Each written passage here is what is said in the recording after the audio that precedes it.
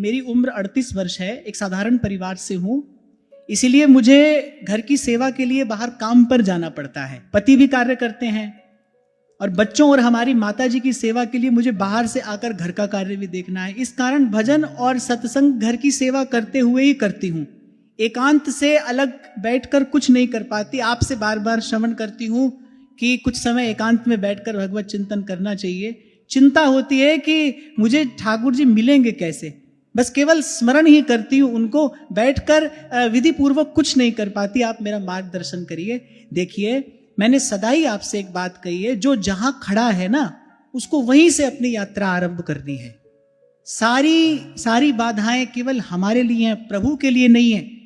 और आपके पत्र से यह समझ में आ रहा है कि आप परिवार के प्रति जो आपका कर्तव्य है, आप उसका पालन करते हुए भगवत भजन में लगी हैं। आपने पूछा ठाकुर जी कैसे मिलेंगे? अरे ठाकुर जी जैसे आपसे मिलना चाहेंगे वैसे मिलेंगे। आप अपने मन में किसी भी प्रकार की चिंता, संकोच, किसी भी प्रकार की निराशा, हताशा का भाव अपने मन में न लाएं। इसी प्रकार जो भी घर के प्रति आपका कर्तव्य है, उस कर्तव्य का पालन करते आप उठते बैठते चलते फिरते भगवत स्मरण आरंभ करें, करते रहें। और बड़ी प्रसन्नता की बात है कि आप अपने कर्तव्य का पालन निष्ठा से कर रही हैं। ये जो स्थिति आपको मिली है, इससे कभी शिकायत मत करना।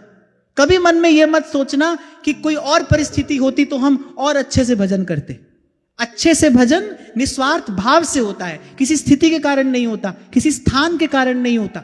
आप निस्वार्थ भाव से अपने कर्तव्य का पालन करते हुए, परिवार के जनों की सेवा करते हुए, सबका समाधान करते हुए आप उठते बैठते चलते फिरते भजन करते रहो। मुख्य रूप से नाम जप करते रहो।